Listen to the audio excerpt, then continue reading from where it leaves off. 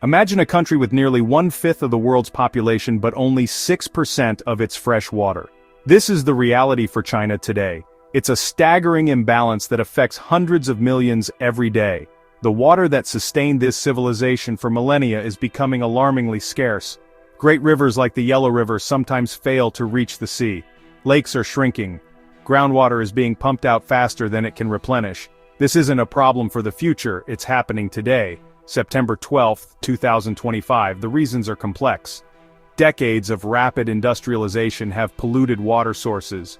Booming cities demand more clean water for drinking, sanitation, daily life. At the same time, agriculture consumes the lion's share of available water. Rising demand, pollution, and the impacts of climate change, more extreme droughts and erratic rainfall, have created a perfect storm. This isn't just a statistic. It touches the fabric of society. It dictates where cities can expand. It decides which industries can grow. It determines whether a farmer can plant a crop. Scarcity ripples through the economy and affects national security. The government treats water security as essential to social stability. The stakes could not be higher. Finding solutions is a top national priority. What really happens when a community starts to run out of clean water? The consequences are immediate, personal, and devastating. First, there is the health crisis. Without clean water for drinking and basic hygiene, preventable diseases can spread like wildfire through a community. Cholera, dysentery. Children are especially vulnerable. The elderly are especially vulnerable. A simple glass of contaminated water can become a death sentence. Hospitals become overwhelmed. The basic right to health is stripped away not by a virus but by the simple absence of H2O. Beyond the immediate health impacts, the economic devastation is total. Farmers watch helplessly over parched fields. Crops wither and die. Soil, once fertile, turns to dust. This is not just a loss of a season's harvest, it's the loss of a livelihood. A way of life passed down through generations. Livestock perish from thirst. Families abandon homes and migrate to overcrowded cities in search of work. That migration puts immense strain on urban infrastructure and social services. Ghost villages stand as silent monuments to drought. The social fabric begins to fray. When water is rationed, tensions rise. Disputes break out between neighbors. Disputes break out between villages. Disputes erupt between entire regions fighting over rivers or aquifers. The psychological toll is immense. Constant, gnawing anxiety about water for children tomorrow. Ultimately, a widespread water shortage is a humanitarian catastrophe waiting to happen.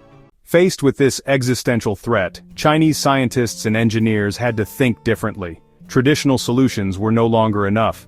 Building more dams and reservoirs on the surface had its limits. These massive structures were expensive, displaced communities, and lost enormous amounts of water to evaporation under the hot sun. Diverting water from the wetter south to the arid north was a monumental feat of engineering, but it was only part of the solution. They needed something more, something radical and resilient. They needed a way to store water that was safe from evaporation, secure from pollution, and available when needed most. The inspiration came not from building higher but from looking deeper. The answer was already there, right beneath their feet, the earth itself. For millennia, nature has been storing water underground in natural aquifers. What if they could replicate this process on a massive scale? What if they could actively bury water, directing surplus river water from the rainy season into underground spaces to be saved for the dry season? The idea was elegantly simple but technologically complex. A proposal for a national man-made water bank hidden safely in the porous layers of sand and gravel deep within the ground. This concept, managed aquifer recharge, wasn't entirely new, but the scale and ambition of China's plan were unprecedented. So, how exactly do you bury a river? The process is a marvel of hydrological engineering, executed with step-by-step precision. It all starts with capturing the water at the right time. Wet summer months, heavy rains swell rivers. A portion of this surplus flow is carefully diverted from the main river channel, canals, dams, control systems, designed to capture peak flows without causing flooding or disrupting downstream ecosystems. This captured water is the deposit for the underground bank.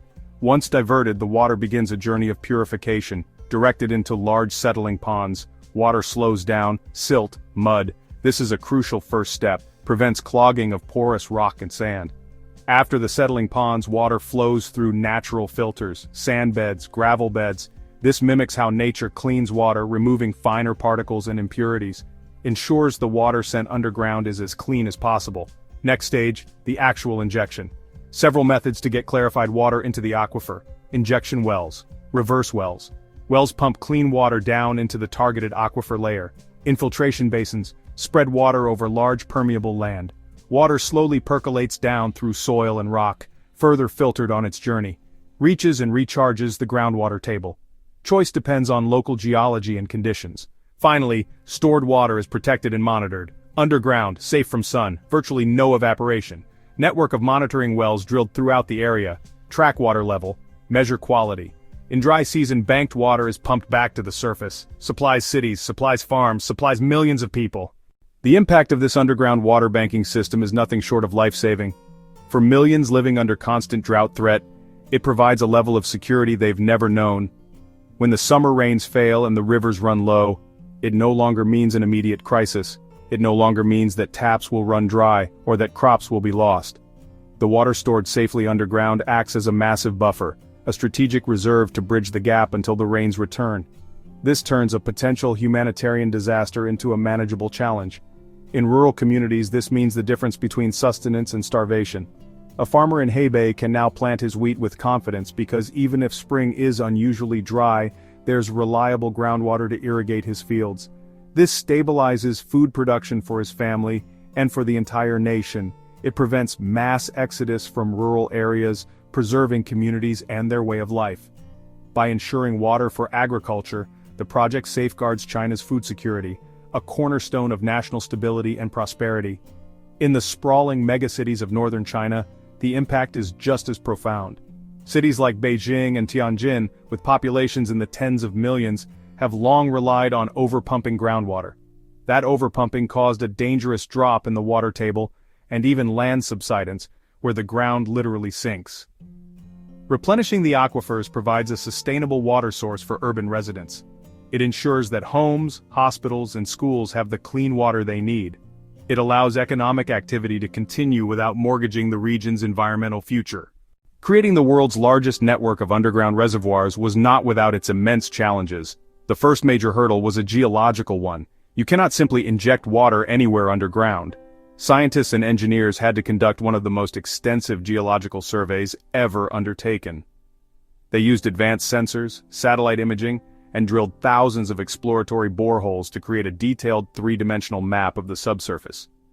They needed to find the right layers of porous sand, gravel, while also ensuring impermeable clay layers to prevent leakage. Another significant problem was the risk of contamination.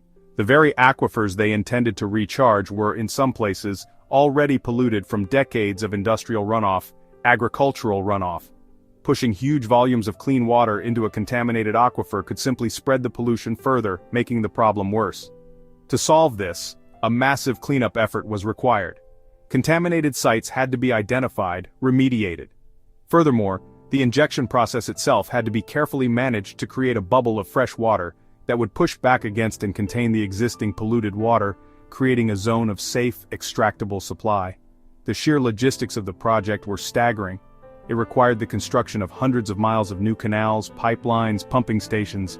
It meant coordinating the release of water from multiple upstream dams, reservoirs with pinpoint timing. This required a new level of data integration and smart management.